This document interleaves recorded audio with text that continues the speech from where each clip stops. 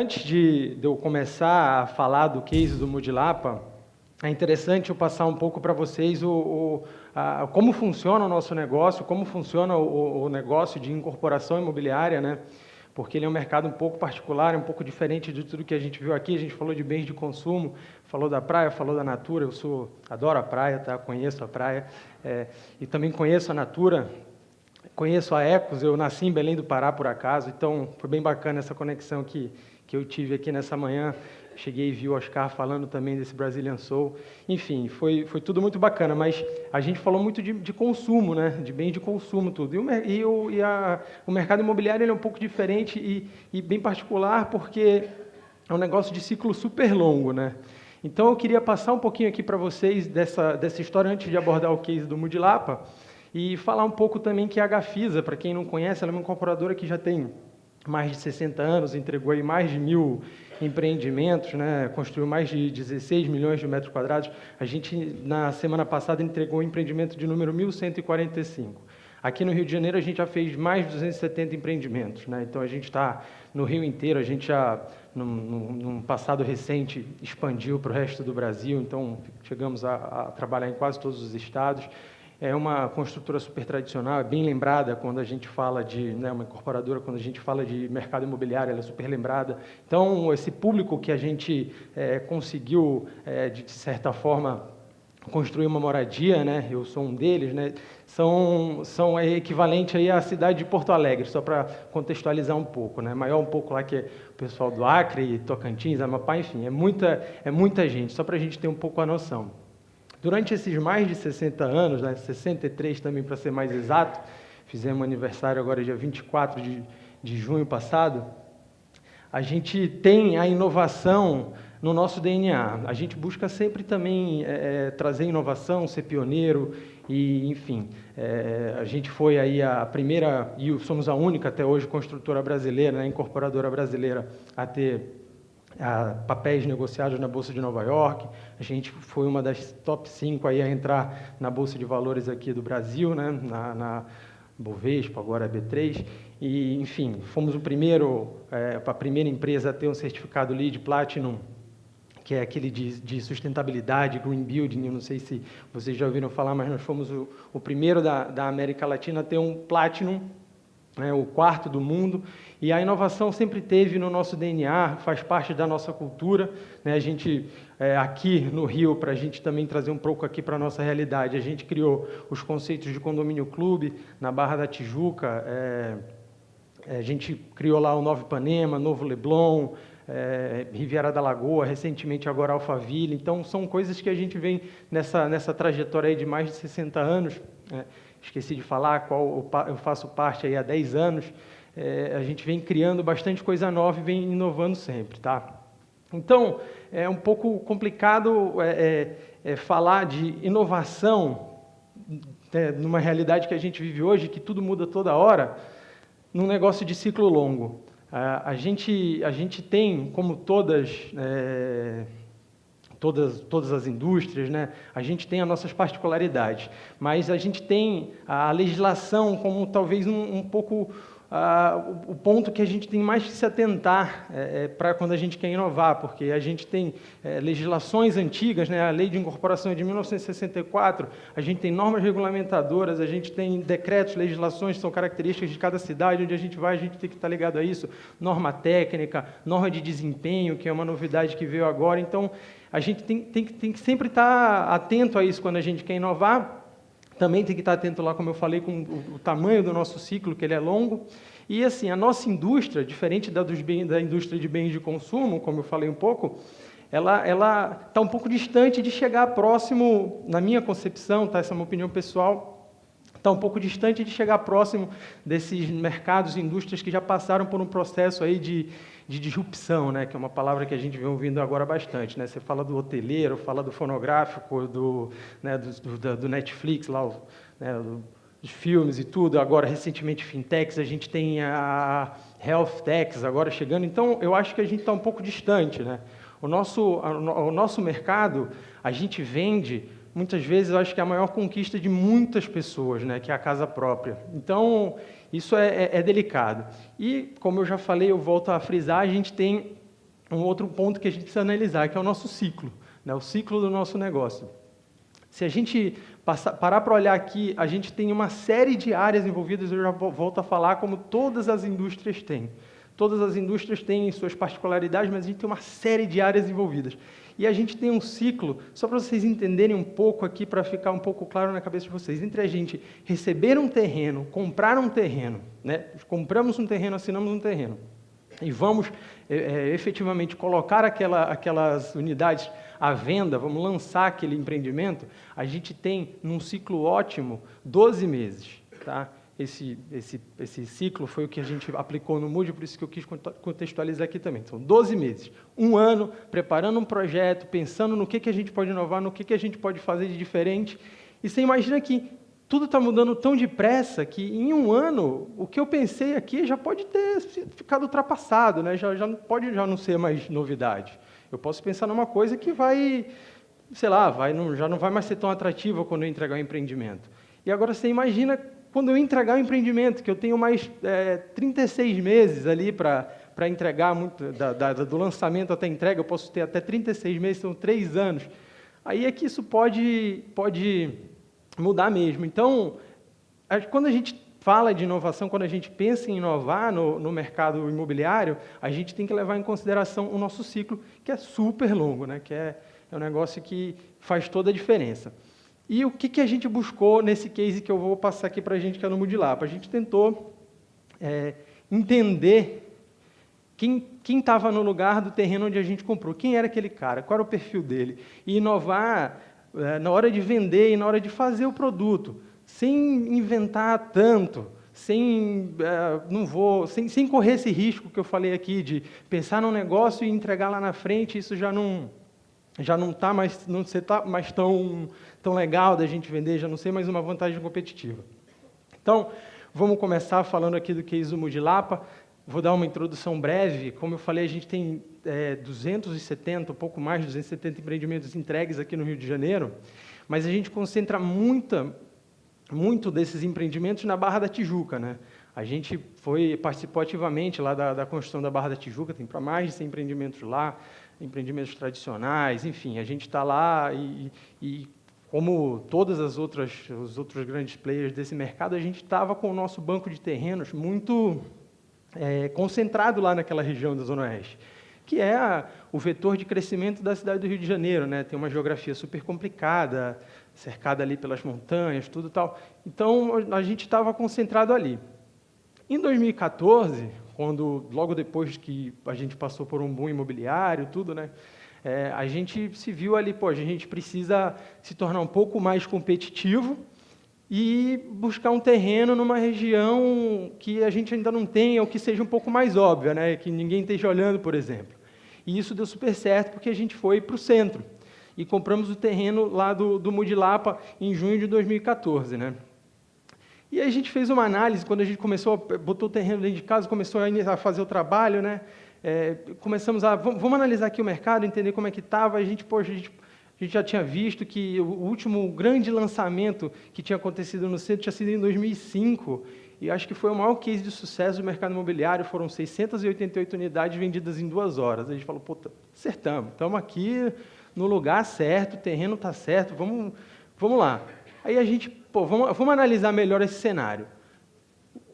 Esse grande lançamento foi lançado ali em 2005, se eu não me engano. A gente vinha de um cenário de uma euforia, de um PIB de 5 e alguma coisa, né? A gente estava engrenando um crescimento que depois a gente viu que era aquilo mesmo, tudo. E em 2015, a gente vinha de um PIB de meio, né? A gente chegou a crescer 7, tudo, a gente vinha de um PIB de meio. Então, o que a gente vai... a economia não está mais como era lá, então a gente vai precisar fazer diferente. Vamos entender esse perfil desse cliente, vamos entender o que ele quer, quem é ele, vamos entender o perfil comportamental, socioeconômico e vamos entregar no produto aquilo que ele precisa, em todos os aspectos, não só no aspecto de ele vai morar num apartamento, como é que vai ser, se vai ter 2 quartos, 3, se não vai ter um banheiro, tal.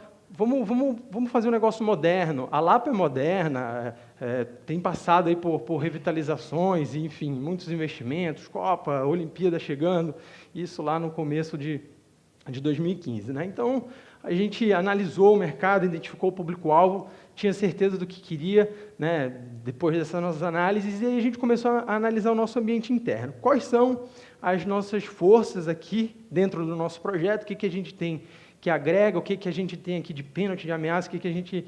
E assim, tem um caso muito, muito interessante nesse projeto, que foi uma coisa que a gente, acho que no Rio, não fazia há bastante tempo. Né? Eu vou abordar bem isso nesses próximos slides, mas a gente não tinha, por uma questão de utilização do terreno, né, e otimização do projeto, a gente não tinha uma vaga para cada apartamento. E aí a gente já ficou com uma pulga atrás da orelha. Mas falou, não, é isso só viabiliza se for assim, é isso, não vai ter como mudar, vamos seguir. Então, vamos seguir. Definimos o produto, né, muito próximo ali do que a região precisava, do que a gente acreditava que se encaixava, lá para o ambiente que inspira tendências, cultura não para, o público pulsante, o centro durante o dia é isso, a executiva andando de um lado para o outro, à noite a cultura, barzinho, boemia, chopp, cerveja, e aí a gente identificou esse público e falou, vamos fazer esse target aqui, vai ser o público aqui que está na micro-região, que geralmente isso acaba respondendo por uma fatia bem expressiva do empreendimento quando a gente vai lançar, jovens de primeira moradia, né, que estão saindo da casa dos pais, vão para um apartamento menor, tudo tal, né, jovens executivos, executivos que trabalham no centro da cidade, mas moram longe, né, e precisam ir de carro, precisam, às vezes, ficam numa reunião até mais tarde, tal. Então, esse é o público. Tá? Então, a gente chegou no Mood Lapa. Chegamos no projeto, vamos seguir, vai ter esse conceito, uma linguagem jovem, uma roupagem aí que vai falar com o que é aqui a Lapa e que também vai responder à necessidade desse cara, desse público que a gente identificou. E aí, a gente começou a trabalhar todo o desenvolvimento, explorando muito essa questão da ausência de lançamentos. Em 2005, como eu falei, a gente teve o último grande lançamento imobiliário, teve mais alguma coisinha ali nos anos, mas nada muito expressivo, um retrofit de um prédio, outro tal, mas era uma região que estava carente de lançamentos. E aí a gente reuniu uma série de parceiros que a gente já tinha aqui e trouxe alguns outros parceiros que a gente também quis usar. Contratamos um escritório de design que tem uma sede em Londres, por exemplo, para trazer alguma coisa mais nessa pegada de cidade, né, para dar um movimento um pouco diferente. Né. Fizemos uma fachada diferente do que a gente costuma fazer, com cores que a gente não costumava usar, né, com movimento de estrutura, você vê varanda descontinuada, enfim, um monte de coisas que a gente buscou fazer para sair um pouco da caixa, né, fazer algo diferente. E aí fizemos esse projeto, concebemos esse projeto, definimos que ele ia ser formado por 150 unidades, por apartamentos, né, por estúdios de 45 metros quadrados, e também por double suite. Eu vou explicar um pouco esse conceito mais para frente. E pensamos também em trazer um serviço de concierge, serviço de mensageiro, entregar o empreendimento com essas sugestões de uso e essa infraestrutura já pensada, para atender esse cara que não tem tempo, que não fica em casa, que precisa fazer um conserto, tem uma central de reparo, que lá tem lavanderia, que vai ter, enfim. E aí, como eu falei, a gente tinha 60 vagas apenas para 150 unidades. Aí a gente falou, olha, a gente não sabe se isso vai para frente assim, faz tempo que a gente não faz isso, o que vai acontecer, como que a gente vai... Aí a gente começou a pensar, e a sustentabilidade cada vez mais aqui, né, na nossa porta, a gente vendo tudo isso na TV, nos noticiários, tal. Então a gente falou, poxa, vamos fazer desse problema aqui uma força, aqui um negócio um pouco diferente. A gente vai entregar nesse empreendimento bikes elétricas. Então, a gente vai dar bikes elétricas para o condomínio usar e tentar implantar essa ideia para que eles supram essa necessidade de vaga ou de usar carro. Né? enfim, eles usam as bikes elétricas, tudo tal. Então deu super certo, né? A gente usou esse mote no desenvolvimento da campanha, né? No desenvolvimento do projeto, deu super certo, teve um apelo super bacana, gerou bastante mídia, mais para frente eu vou mostrar para vocês, mas, enfim, isso foi um dos paradigmas que a gente teve que quebrar quando do desenvolvimento desse projeto, que foi ajudando, né, foi moldando um pouco do sucesso que o Mudilapa vinha a passar mais para frente. Tá? Como eu falei para vocês, estúdios de 40 a 48 metros quadrados e double suite de 64 a 71. Jovens, executivos, público da microrregião, casais sem filhos, e aí os executivos. Os executivos, às vezes, eles vêm trabalhar aqui no centro, a gente, na época, não tinha o metrô ainda, então eles vêm trabalhar no centro, eles não querem pegar trânsito, o que a gente vai fazer? Olha, a gente pode explorar, a gente pode fazer um double suite, a gente faz um apartamento, não sei se todo mundo consegue enxergar aqui, mas a gente faz um apartamento que ele vai ter toda uma infraestrutura aqui de apartamento, né, de estúdio, e a gente faz uma suítezinha aqui para, se ele precisar daquilo como backup, se ele sair tarde do trabalho, não quiser pegar um trânsito, esse investidor executivo vai poder ter um quarto para dormir, e ele vai poder alugar o outro apartamento, né, o estúdio que está lá, e ele vai poder, enfim, ter essa opção. Na época, o Airbnb estava tomando força no Brasil, lá no final de 2014, começo de 2015, ele estava crescendo bastante no Brasil por conta da Copa, das Olimpíadas, então a gente pegou isso também, juntou e na divulgação colocou também essa questão do Airbnb e também deu super certo, né? A gente vendeu super bem e era uma quebra de paradigma, a gente não fazia double suites, né? A gente, nos últimos projetos que a gente vinha entregando e vinha fazendo, também não tinha nenhum double suite. Enfim, chegou a hora de vender, né? Pensamos no projeto, pensamos em tudo, identificamos o público, né? A gente precisava agora definir a estratégia de marketing para atrair a visitação. Como que acontece, né, no mercado imobiliário? A gente abre o nosso stand de vendas num terreno que ainda não tem um prédio, por isso que eu falei que o mercado da incorporação imobiliária ele é um pouco diferente, né? A gente compra o terreno, vende as unidades na planta, constrói e depois entrega. Então, a gente tem, praxe do mercado, abrir o ponto de venda, abrir o nosso stand de venda 45 dias antes, mais ou menos, da gente efetivamente abrir as vendas, né, da gente poder comercializar as unidades. Então, nesses 45 dias, a gente adota uma série de estratégias de marketing para trazer o público que a gente quer que visite, que a gente mapeou, né, para trazer esse cliente para comprar, para efetivamente no dia que a gente abrir vendas, a gente ter ali aquele número de unidades que a gente precisa para vender o nosso empreendimento. Então, a gente tinha o perfil socioeconômico definido, o produto definido também, o público-alvo pensado. Então, a gente falou, vamos quebrar um paradigma e vamos fazer toda essa parte de estratégia de marketing pensada para esse cara, pensado para o boêmio que vive aqui na Lapa, pensado para um executivo, para um cara que gosta de arte, que tem uma cultura, um veio cultural mais, né, um pouco diferente. Vamos mudar isso um pouco e vamos impactar positivamente, fazer uma venda um pouco diferente, né? Eu não sei se vocês já tiveram a oportunidade de passar por uma experiência dessa, de comprar um apartamento no stand de vendas. Dependendo de onde você estiver negociando, você pode demorar 5, 6 horas sentado numa mesa, não negociando, mas esperando toda a papelada ficar pronta. E isso enfim, às vezes o cara sai para almoçar, encontra o cunhado, ele fala, cara, não faz esse negócio não, isso aí não é bom, tudo e tal. Então, vamos mudar um pouco isso e vamos criar um ambiente que o cara passe o dia inteiro lá, espere as 3, 4 horas dele que ele precisa, porque a gente precisa fazer todas as análises, rodar todos os contratos, analisar tudo que tem que analisar. Vamos deixar ele confortável, num ambiente legal enfim, impactar de maneira positiva. E aí a gente começou. O primeiro passo dessa campanha foi formar uma parceria com a Antônia Leite Barbosa, com a Agenda Carioca. A gente criou a Agenda Carioca Mudilapa, que é uma agenda que enumera lá tudo que a gente tem próximo para fazer do empreendimento. A gente mapeou a Lapa toda, junto com a Antônia, que já tinha essa expertise, né? A gente colocou a Agenda Carioca no aplicativo, então lá atrás, vai atrelar a venda do mercado imobiliário com o aplicativo, foi um negócio relativamente novo, né? Isso já, óbvio, o smartphone e tudo já estava, os aplicativos já estavam aí, mas trazer o mercado imobiliário, a agenda carioca e as opções de planta, preço, tudo para um aplicativo, foi uma sacada bem legal que a gente teve lá atrás. Fizemos a Agenda Carioca na internet, no Facebook, criamos uma página no Facebook, onde a gente passou a divulgar todos os eventos que a gente iria fazer, né, de abertura de stand, de abertura de apartamento decorado, etc. Colocamos isso na internet.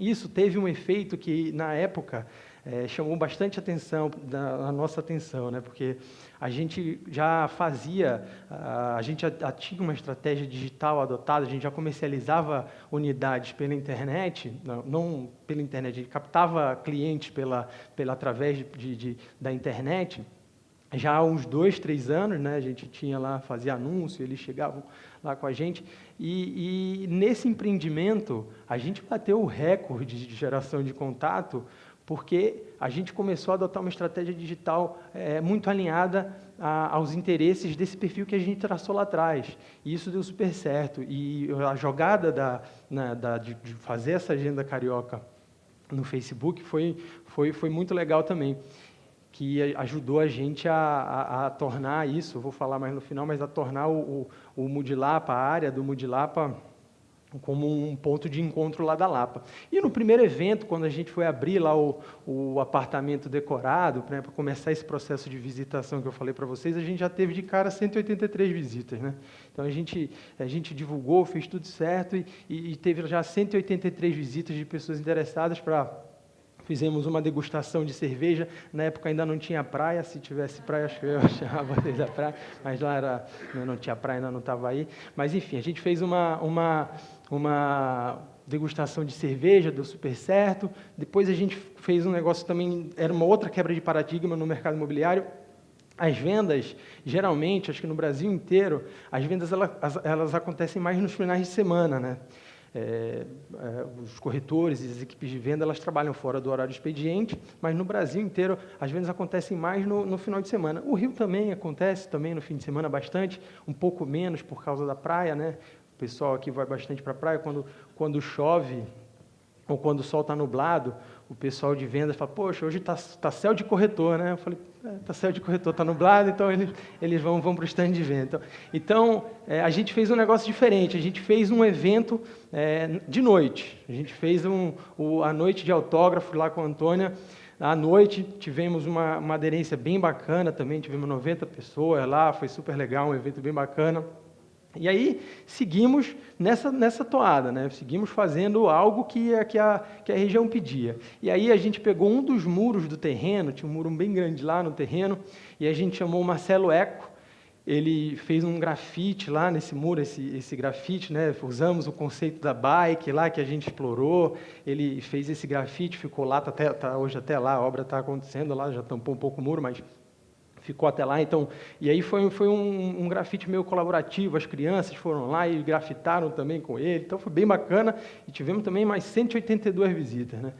E no lançamento do empreendimento, lá 45 dias depois, a gente fez evento todo final de semana, durante a semana, para atrair visita, né? Eu estou colocando aqui alguns também, para não alongar tanto, mas no evento do lançamento, a gente falou, ó, agora que a gente vai virar aqui o jogo, né? Todo mundo já viu, a gente vai abrir venda, e a gente vai fazer essa venda diferente, aquela que a gente tinha conversado lá atrás. A gente vai fazer isso diferente. A gente vai colocar lá o food truck para ele, isso lá em 2015, isso depois se tornou uma tendência, acabou que o mercado todo começou a fazer, mas a gente colocou food trucks, colocou música ao vivo, e enfim. Então, o cliente escolhia a unidade dele, a gente preparava toda a papelada enquanto ele almoçava, ouvia uma música, não corria o risco dele sair, por exemplo, lá do stand de venda e falar com algum amigo que, cara, crise, olha aí o mercado, imóvel não está na hora de comprar, tal. Então, ele ficou lá com a gente no stand.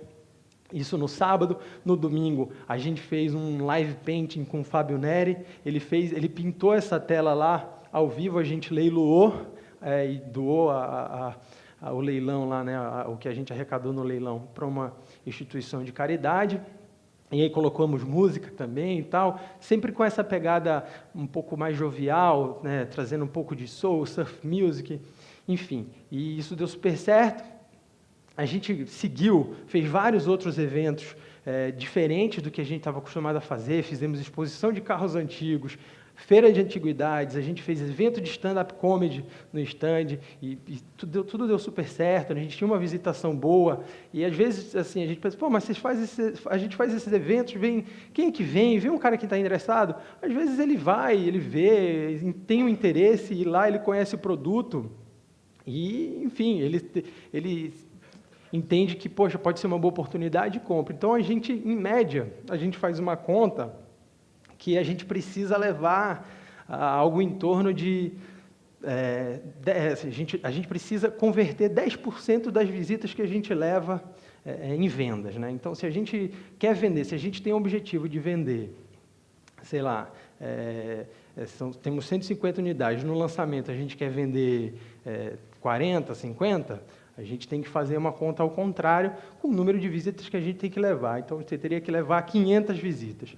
Só que no mercado complicado como que estava, a gente falou, gente, para a gente garantir o sucesso disso aqui, a gente vai ter que levar o dobro de visitas, porque a gente não vai conseguir ter uma conversão que a gente tem da época de mercado bom, né, de 10%, nesse mercado aqui complicado. Então, a gente vai ter que levar o dobro. E aí foi isso que a gente foi fazendo eventos diferentes para levar bastante gente. Fizemos um outro live painting com a Mariana Reveles, também tendo essa interação aí com redes sociais, usando o hashtag Mudilapa. Quem tiver mais curtidas vai ganhar o quadro que ela pintar e tal. Então, deu super certo. Também foi sucesso de visitação. A gente preparou um Media Kit também diferente dos Media Kits que a gente mandava lá para a nossa assessoria, né, para os jornalistas.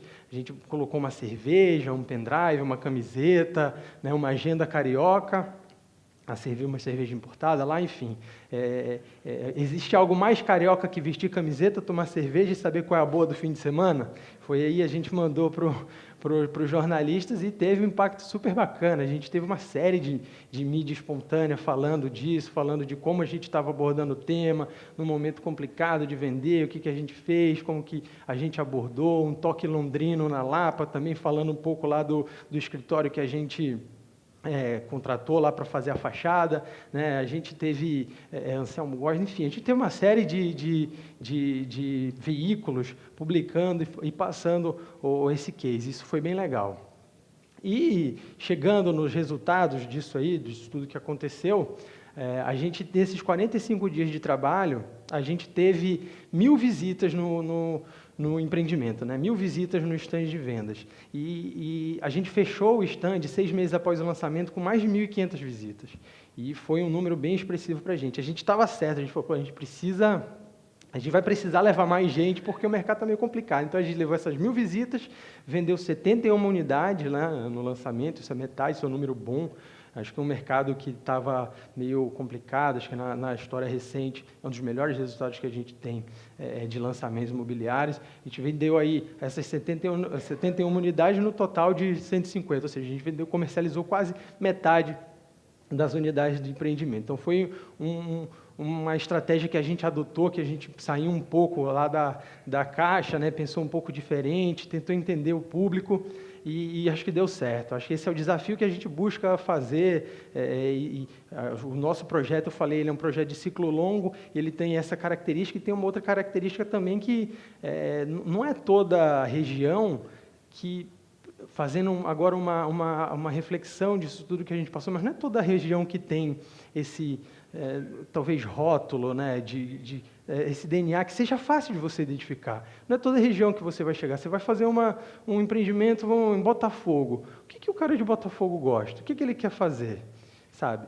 O que o cara da Barra da Tijuca quer fazer? Depende de onde você está. Então, esse é o nosso desafio, né? Acho que é isso que a gente tem que ficar buscando, tentando entender para conseguir o sucesso que a gente conseguiu, para conseguir replicar o trabalho que foi feito aqui em outros empreendimentos. Eu queria mostrar para vocês como ele está hoje, né? A gente já vendeu 75% das unidades, o empreendimento vende em média 4 unidades por mês, a estratégia adotada é mantida até hoje. Semana passada a gente abriu uma loja no próprio empreendimento para comercializar essas unidades que estão faltando, e a gente fez uma degustação de petisco vegano, enfim, um negócio um pouco alternativo, né? E deu certo, a gente vendeu 2 unidades, e aí 70% da obra está concluída hoje, né? A gente entrega o prédio no ano que vem, em fevereiro do ano que vem, e a gente espera que todas as unidades sejam vendidas até lá. Se alguém quiser comprar uma unidade, pode me procurar, eu indico para a nossa equipe de vendas. Muito obrigado, meus contatos estão aqui, qualquer dúvida, estou à disposição.